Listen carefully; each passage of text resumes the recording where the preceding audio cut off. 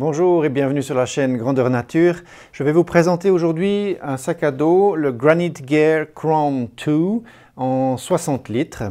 C'est un sac à dos, on va dire, standard, comme on a l'habitude de les voir. Ce n'est pas un sac à dos qui est destiné à la marche ultra légère, mais à la marche légère. Je vais un peu parler des différentes caractéristiques du sac pour ensuite les détailler petit à petit en faisant un tour complet du sac à dos. Et puis je donnerai après mon avis et pourquoi j'ai choisi ce sac à dos. Le problème toujours qu'on rencontre en randonnée, c'est toujours bien sûr le poids que l'on a sur les épaules. Ça veut dire qu'on doit réussir à optimiser à la fois le confort de portage, mais aussi le confort physique, ça veut dire gérer l'effort en emmenant avec nous le moins de poids possible, bien sûr, sur les épaules ou les hanches. Donc voilà, il existe des sacs à dos qui sont vraiment ultra légers, qui sont en dessous du kilo, voire même à des 600-700 grammes. C'est des sacs à dos qui sont à ce moment-là très précis, pas pour tout le monde, on va dire, dans le sens où ils ont des contraintes physiques, organisationnelles. Ici, on reste sur un sac à dos type traditionnel, donc avec une ceinture, un confort vraiment agréable pour le portage, mais avec des matériaux et un choix de direction de matériaux qui permet quand même d'économiser, disons, nos efforts. Ce sac donc a une capacité de 60 litres, donc il est déjà destiné à des randonnées, disons, de moyenne à longue durée. C'est celui que j'ai choisi pour cet été, pour ma grande traversée des Alpes, été 2018. 60 litres de capacité dans un style de sac à dos qui avait accès uniquement depuis le dessus du sac, mais avec quand même la poche supérieure qui rajoute 5 litres, donc on arrive à 65 litres en tout. Le poids du sac, lui, entier, avec la poche supérieure, fait 1 kg 120 grammes, donc c'est vraiment très léger, hein, comparé à d'autres sacs à dos, par exemple de marque Deuter ou Osprey, qui sont très confortables au portage, mais qui sont souvent assez lourds, vers les 2 kg ou 2 kg 200. Donc là, on a vraiment on approche le kilo. Et puis, on peut aussi utiliser ce sac sans la poche supérieure, ce qui nous amènera à un poids de 1 kg 40 grammes. Donc là, on peut quasiment dire au kilo. C'est très appréciable, c'est vrai qu'on essaie toujours de cibler le poids minimum.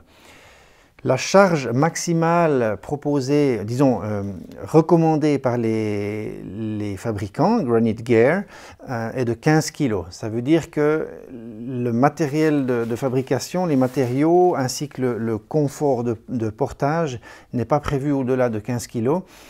C'est de toute façon, par exemple, mon plafond que je me donne, 15 kg, c'est le maximum avec inclus l'eau et la nourriture, disons pour une réserve de 3 jours, pas d'eau, mais l'eau de la journée et 3 jours de nourriture avec l'autonomie complète, donc tente, couchage, etc. Et popote et tout le tralala.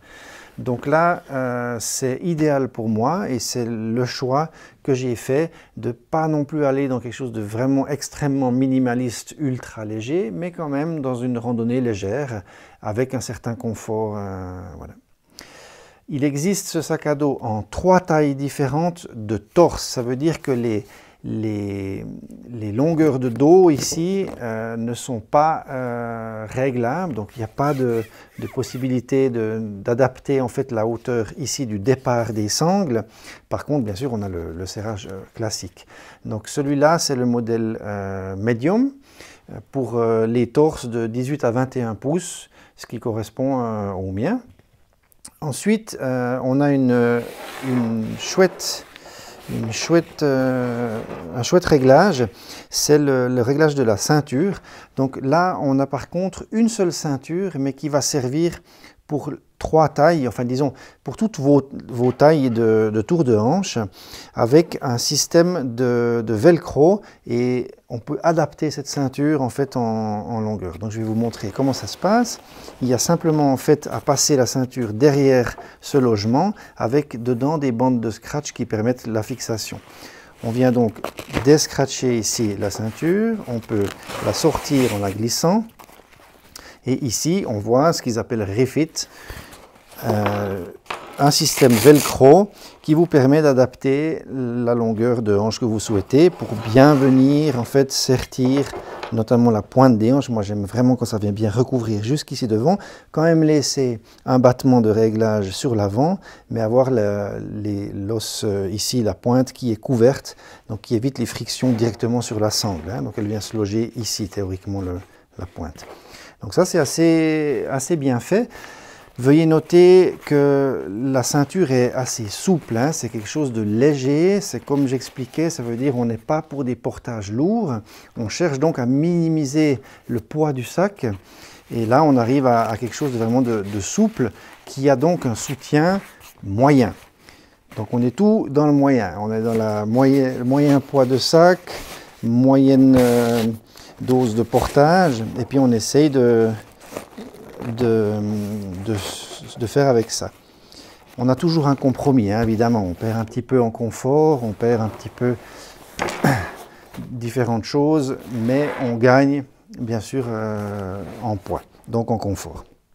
Ce sac est construit aux États-Unis, donc c'est une compagnie américaine qui fabrique Granite Gear. Ils font aussi plein d'autres choses, mais c'est un sac qui est assez connu, même sur des grands treks comme le Pacific Crest Trail, qui fait quand même 4600 km de la frontière du Mexique jusqu'à la frontière du Canada en traversant les États-Unis. C'est un très bon sac à mon avis, qui est aux alentours des 200 $. Il faut compter donc du coup pour la Suisse à peu près 280 francs suisses avec l'importation, dédouanement, TVA, etc. Maintenant, je vais voir un petit peu avec vous les différentes caractéristiques du sac. On a un dos ici qui est moulé, formé, donc on a des petits coussinets d'appui avec un filet qui est collé ici sur les coussins, mais une ventilation. Donc en fait il y a des perforations, je vous mettrai quelques photos de détails, qui permettent un peu une respiration et un flux d'air derrière dans le dos. J'avais peur au début que ces trous en fait donne de l'humidité dans le sac, mais en fait il y a assez de passage pour que ça permette justement une circulation d'air, donc il n'y a pas de souci.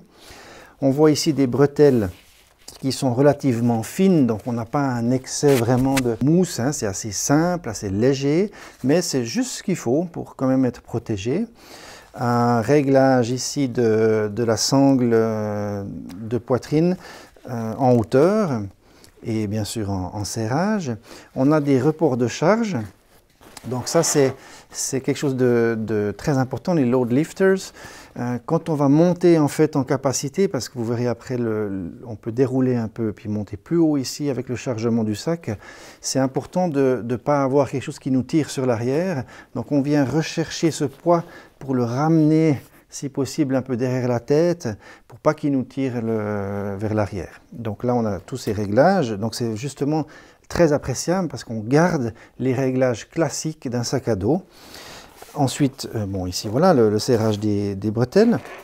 La ceinture avec une sangle unique, donc on n'a pas une attache en Y qui permettrait de régler soit le haut, soit le bas de cette ceinture, mais voilà, ça fait son effet. Des poches ici qui sont, je dirais, de moyenne taille. Je vais presque dire petite, ça veut dire que moi j'aime vraiment l'accès à ces poches-là. C'est les seules poches auxquelles on a accès en fait directement lorsqu'on est en train de marcher. Et je ne comprends pas pourquoi encore aujourd'hui on fait des poches si petites. Bien sûr, on cherche à diminuer le poids. En même temps, c'est le seul moyen qu'on a de mettre nos smartphones, des barres de céréales, une boussole, enfin voilà. Donc, j'aurais aimé un petit peu plus de place. Je vous expliquerai après, dans un autre lien, différentes modifications que j'ai faites sur ce sac. Ce sera une autre vidéo qui sera postée. Ensuite, sur le flanc du sac, vous retrouvez des poches standards, comme on trouve sur d'autres. On a des sangles de serrage, on en a deux, une ici et une à ce niveau-là, que l'on peut choisir soit de faire passer à l'intérieur, soit de la mettre de la sorte afin de vraiment compresser le sac complet avec la poche.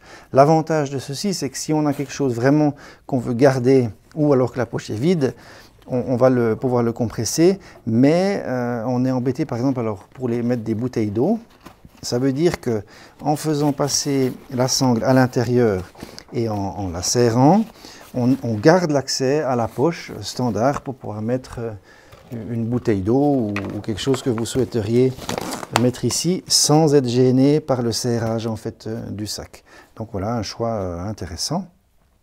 C'est donc, ce n'est pas du filet, c'est une matière en fait stretch, élastique, qui est pas énormément élastique. Ça veut dire que plus vous allez bourrer votre sac dans le chargement, plus la paroi ici va être arrondie, plus elle va un peu pousser sur la poche. Ce n'est pas vraiment une poche qui est complètement détourée du sac et qui permet que le sac soit chargé très fort ou moins fort, d'avoir toujours la même place. Là, c'est clair que ça vient un petit peu pousser dans la poche, donc on ne peut pas mettre des objets énormes si le sac est vraiment bourré. On retrouve le même style de poche extensible, stretch, ici sur l'arrière, cette fois en filet, pour permettre par exemple de pouvoir aussi mettre quelque chose qui peut être mouillé, une toile de tente ou un dessous, une protection de la tente, ou alors une veste qui est mouillée, de pouvoir la mettre là avec quand même un petit peu d'aération. Le filet, lui, est un peu plus extensible que les poches latérales, permet un peu de voir où sont les choses, entre guillemets, mais offre une poche assez grande, assez sympa, avec bien sûr c'est toujours ces sangles de compression pour vraiment chaque fois ramener le poids le plus possible de centre de gravité contre le dos et compact, et pas qu'on ait des balancements avec des objets qui se baladent à l'intérieur. La même poche donc sur l'autre côté. Donc on a 3 poches extérieures uniquement. 2 extensibles sur les côtés, un filet stretch aussi sur l'arrière. On n'a aucune autre fermeture éclair, aucune autre poche extérieure. Le choix est vraiment délibéré, c'est pour sauver du poids, pour vraiment gagner en légèreté. Maintenant, on perd des petites choses en confort si on veut. On a juste un accès depuis le dessus du sac qu'on va regarder actuellement. La poche supérieure, elle, a un seul accès par fermeture éclair, dans laquelle on peut stocker donc 5 litres. C'est une poche minimaliste, il n'y a pas encore un autre accès dessous, différente. Moi, je préfère les choses simples. En fait, plus c'est simple, mieux ça marche. Ça veut dire qu'on a un compartiment principal, une poche en dessus, que l'on peut utiliser ou non. Alors ça, c'est aussi un autre avantage. Ça veut dire que certains sacs qui ont comme ça une poche supérieure ont comme fermeture du compartiment principal juste un étranglement avec un cordon, et ça veut dire qu'on a en fait un trou ici au milieu avec la possibilité que l'eau rentre. Enfin, c'est pas vraiment très bien fermé. Ici vous verrez, il y a un autre système sympa. Donc on a aussi de toute façon ici les réglages pour notre poche. Ça veut dire qu'on peut monter assez haut une fois que le chargement s'intensifie. Par exemple, si on a beaucoup de nourriture, on pourrait monter haut comme ça.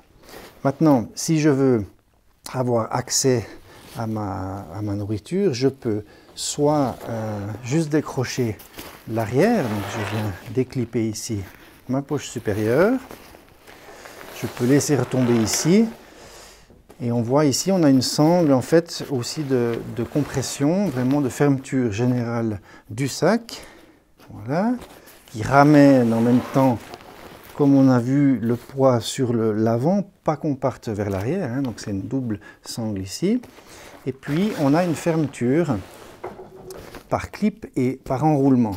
Donc ça, c'est un système qui est intéressant, qui est simple et léger, avec ici une bonne extension en fait de volume du sac. Donc on peut monter assez haut, en sachant bien sûr qu'on va devoir faire quand même 2 tours par exemple pour pouvoir fermer le sac correctement, sinon c'est pas vraiment étanche. On a une sortie ici pour les tuyaux des poches à eau.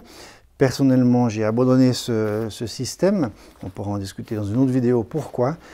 Maintenant, dans la construction, c'est clair que l'eau ne peut pas rentrer comme ça directement dedans, parce que la fente est vraiment au centre, ici, protégée par tout ce capet là. Mais en même temps, lorsqu'on roule et qu'on arrive ici à quelque chose de fermé, l'eau qui pourrait stagner un peu ici sur le sac pourrait rentrer par cet orifice qu'on ne peut pas refermer. Donc ça, je dirais, un point à faire attention, point négatif, personnel, c'est-à-dire cette entrée-là. Il aurait été bien plus judicieux de la faire sur les côtés avec un clapet comme ça. Je ne comprends pas. Voilà, je pense que c'est pour simplifier, centrer, pour pouvoir choisir de quel côté. En même temps, bon, ben voilà, ça aurait été vachement plus futé de le faire sur les côtés. Ok, on fait avec, on s'adapte, il faut le savoir. Donc de toute façon, ce nylon n'est pas totalement étanche. C'est quelque chose qui va permettre à l'eau de glisser. On peut le traiter hein, en déperlant, mais ce n'est pas quelque chose qui est donné comme étanche du tout. Donc de toute façon, il va falloir protéger le sac. On a les couvertures, hein, les housses de sac à dos. Moi, j'en utilise une, mais en plus, à l'intérieur, je double avec un ou deux sacs qui me permettent d'avoir une étanchéité, donc des sacs plastiques de compression ou de sacs plastiques poubelles ou de choses comme ça qu'on peut trouver bien résistants, qu'on va rouler, et puis ça nous permet d'avoir une première protection, mais toute l'eau qui va se glisser ici entre votre dos et le sac, et elle va être pompée à un moment donné ou à un autre par le nylon. Le fond aussi, il y a des risques d'eau stagnante, donc il faut toujours bien protéger vos affaires, surtout par exemple les doudounes en plumes et puis les sacs de couchage qui eux doivent vraiment rester super secs, sinon on perd le pouvoir isolant. Donc avec deux protections comme ça, c'est déjà pas mal. Il faut quand même un peu exagérer pour arriver le soir et avoir quelque chose de mouillé. Il faut faire attention, mais voilà. On peut, ça c'est très intéressant, choisir est-ce qu'on veut ou non garder cette poche supérieure qui, elle, fait 80 grammes. Donc, c'est pas grand-chose. Hein. C'est vrai qu'on se dit toujours, oui, mais 80 grammes, c'est rien, je peux le prendre, etc. C'est justement ces petits poids, même des fois des 40 grammes de différence dans notre couteau de poche, qui en s'accumulant vont faire des demi-kilos, des kilos à la fin, et puis on peut être embêté sur le portage parce qu'on a cumulé chaque fois des choses un peu plus lourdes. Donc 80 grammes, c'est toujours ça qui s'enlève, c'est aussi toujours ça où on va fourrer des petits articles, des choses qui vont être lourdes dans le haut du sac.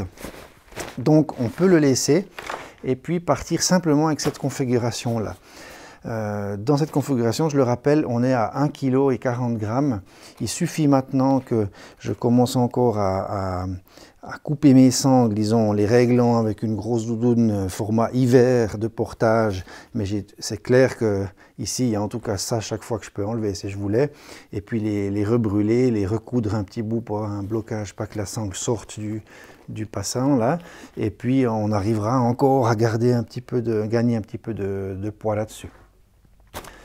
Maintenant, pour ce qui concerne le portage lui-même, alors je parlais d'un sac traditionnel, disons de style traditionnel, parce que c'est quand même un sac qui a une armature de soutien.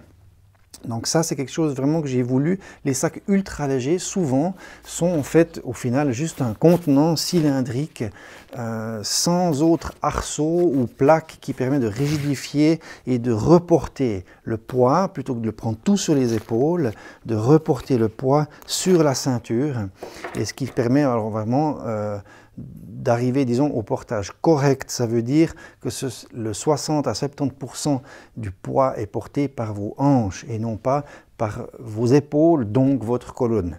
C'est ça qu'on essaie vraiment toujours d'arriver. On reprend un petit peu sur les épaules, bien entendu, mais assez léger. Moi, j'aime vraiment sentir que le soutien du sac, qu'il est posé sur mes hanches et puis que ça tient bien sans avoir trop de frottement et de soucis comme ça. Donc c'est quelque chose qui est possible avec ce sac parce qu'à l'intérieur, en fait, il a une plaque en plastique perforée pour la respiration. Donc ces petites perforations-là aussi jouent leur jeu, qui vont permettre d'aérer ce dos.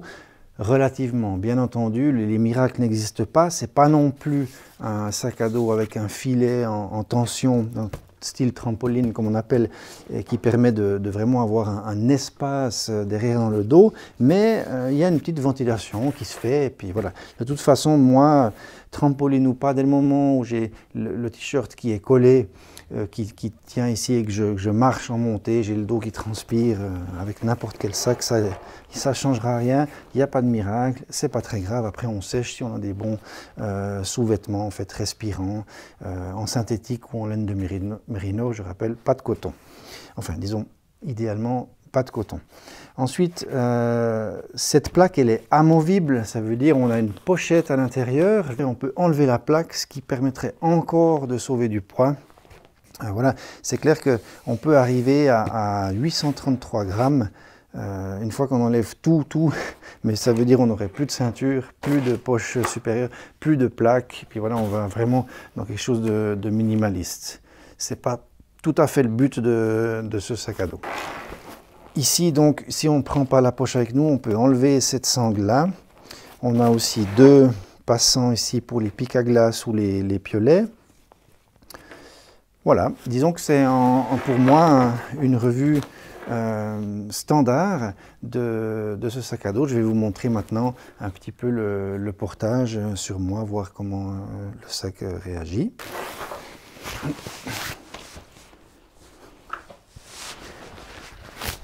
Et on peut ensuite reprendre ici légèrement notre charge pour la ramener un peu contre nous, hein, contre l'avant, pour pas qu'on soit tiré vers l'arrière. Et là, on a vraiment un sac, disons, qui est très confortable. Maintenant, mon avis personnel sur ce sac, à partir de 10 kg, j'ai remarqué que la ceinture, elle arrive un peu à sa limite. On commence à sentir ce qui va se passer à partir de 10 kg. Ça veut dire que ça glisse pas, le sac ne glisse pas, mais il a tendance un peu à s'affaisser parce que la ceinture est assez molle ici, surtout dans cette zone-là. Ça veut dire que, je ne sais pas si vous voyez bien, j'espère, le sac va s'affaisser un peu, puis on va avoir par exemple le fond du sac qui va commencer à toucher le haut des fessiers, et ça c'est pas très agréable. Personnellement, moi j'aime pas trop. J'aime bien quand je sens vraiment qu'il est tenu ici par les hanches et qu'on a quelque chose de compact qui fait un avec notre dos. Je dirais que c'est peut-être le point négatif du sac. À partir de 10 kg, alors je l'ai beaucoup porté à 15 kg justement pour m'entraîner, mais aussi pour tester le matériel. À 15 kg, là, on sent un peu un manque, puis on sent que ça commence à se reprendre justement sur les bretelles. Après, j'ai envie par exemple, de serrer plus, mais je ne peux pas plus, disons, parce qu'après, je me sens mal parce que je compresse trop ici. Donc, il faut vraiment trouver le bon équilibre. Donc, il a une limite hein, de charge. C'est un compromis. Et moi, ce que je vous propose, c'est une autre vidéo de modifications que j'ai fait au sac. Donc, j'ai voulu l'adapter vraiment parce que je veux le garder. C'est celui que j'ai choisi pour ma grande traversée des Alpes cet été. Donc, je vais vous montrer une autre vidéo des différentes modifications. Voilà, si cette revue vous a plu, un petit like, c'est super. Et puis, vous pouvez vous abonner à ma chaîne Instagram. Et je vous remercie. Bye bye.